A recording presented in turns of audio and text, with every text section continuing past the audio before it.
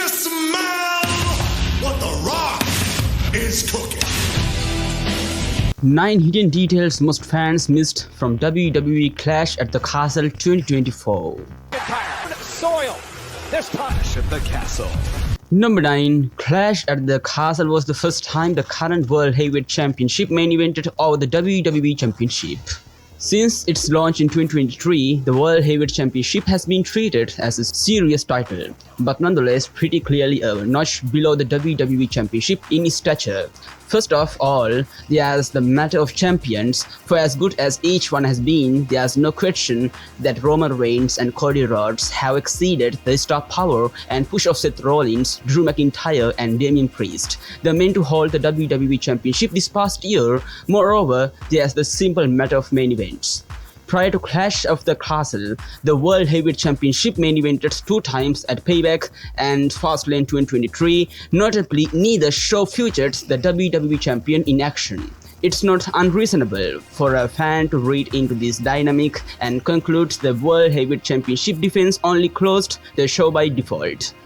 That narrative shifted at Clash of the Castle. There's little doubt Drew McIntyre vs Damian Priest got the main event not over Cody Rhodes vs AJ Styles, primarily because of McIntyre's status as a home country hero in Scotland. After all, Priest's reign has not exactly set the world on fire.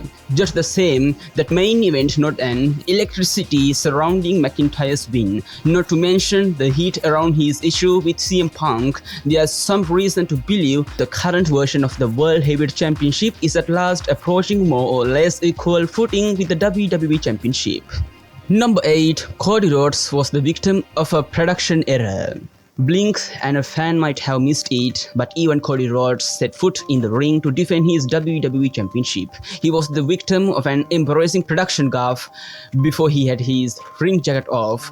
A ring graphic appeared at the bottom of the screen proclaiming him the Women's Tag Team Champions and billing him by the talent name. These kinds of mistakes are bound to happen on a live production, so it's not really that big a deal. The error did stand out, however, for happening when arguably the single biggest full-time name in the company was making his entrance. Despite the error and Rhodes' arguably lackluster title reign to date, this match continued what the American Nightmare has thrived at since winning the title, delivering excellent matches. Number 7. Chad Gable worked on his second ever one-on-one PLE match.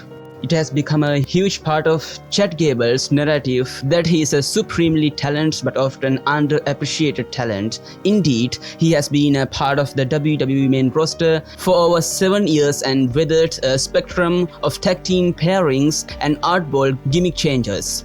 The past year in particular has seen him break out as one of Raw's most valuable talents, holding things down week in and week out in the mid-card. For all Gable's talents, one testament to how underused he's been is that Clash of the Castle 2024 actually marked his second ever one-on-one match on a PLE.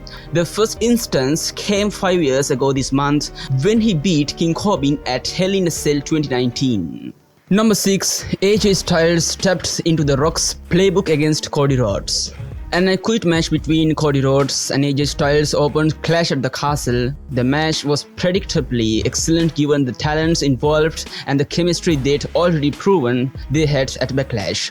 The bout followed in the noteworthy history of I Quit matches, adding a degree of brutality to this encounter. It was interesting to observe the phenomenal one-utilized tactics used by The Rock in 3 different ways during this encounter. First, like the final boss, Styles made Rhodes bleed. From there, he also whipped with a belt, in a moment choreographed explicitly related to the whippings Rock had administered. Finally, the engagement Styles had with the American Nightmare's mother at ringside further underscored Styles had done his homework on tactics that were effective in getting at the champ.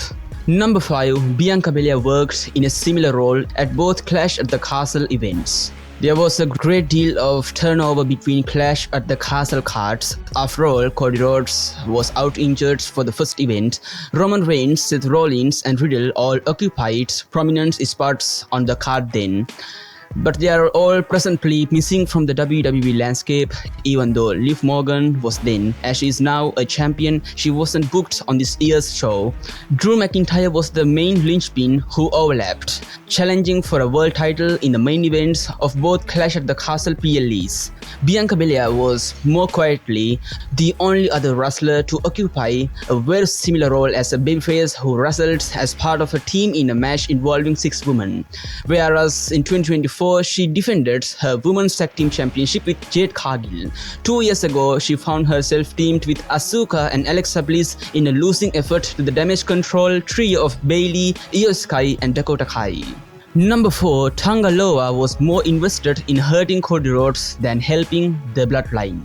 After Cody Rhodes retained his WWE Championship against AJ Styles, he found himself confronted by Solo Sikoa, only for Tama Tonga and Tanga Loa to jump the American Nightmare.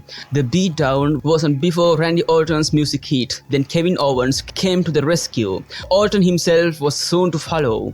Fans watching closely might have noticed that while Owens subdued Sikoa and Tonga, Tanga Loa didn't make a move to help his Bloodline brethren, but rather continued to bludgeon Rhodes on the floor. The story told was of the Bloodline being more committed to laying in damage on the champion than protecting one another. The Viper arrived a few seconds later to battle Loa and even the odds. Number 3, every match was a title match at Clash at the Castle 2024. The branding for Clash at the Castle was primarily geared towards the castle aspect of the show's name, bringing a match event to the underserved wrestling market in Glasgow, Scotland. The Clash part of the name, though, may well have been a tribute to the Clash of the Champions branding made famous by WCW, revived by WWE from 2016 to 2020, given that every bout on this card had a title on the line. While the women's matches in particular weren't booked with nearly the buzz of the men's title fights this year, they did bring something special to the show with challengers Piper Niven, Alba Fyre and Isla Dawn hailing from Scotland. Number 2, Alba Fyre and Isla Dawn became only the second pair to hold the NXT and WWE Women's Tag Team Championship. WWE doesn't exactly have the strongest or most consistent record when it comes to featuring its Women's Tag Team Championships, and that went for the main roster as well as NXT for as long as that version of the titles existed. The last woman to hold the NXT Women's Tag Team Championship, though, was Alba Fyre and Isla Dawn. It's fitting then that Fyre and Dawn would not only capture the main roster titles a year later, but Isla Dawn would pin Baszler to capture the victory. In doing so, Fyre and Dawn joined the pair of Katana Chance and Kaden Carter as the only women's tag teams to have won both sets of belts. Number 1, the camera angle was key to the main event's finish. A large segment of the WWE audience has praised the new and more creative use of camera angles under new production leadership.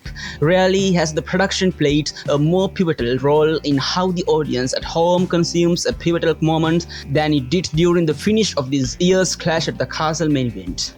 With the original referee down, a second official seemed to spring down the aisle, only captured from a wide angle that made it impossible to tell who it was. From there, the apparent ref slid in and the camera picked him up from behind in such a manner that CM Punk's identity was not obvious until after he'd cut off his 3 count. This was both a dramatically satisfying way to deliver the plot twist and in some ways replicated what it's like to be live in an arena where only fans lining the aisles or sitting front row, and even then at the correct angles, would likely be able to tell what was happening. So today I talked to in this video 9 hidden details most fans missed from WWE Clash at the Castle 2024. So what do you think about this video? If the video is good, please like it and also subscribe to my channel. So it's a goodbye for today. May you all be blessed.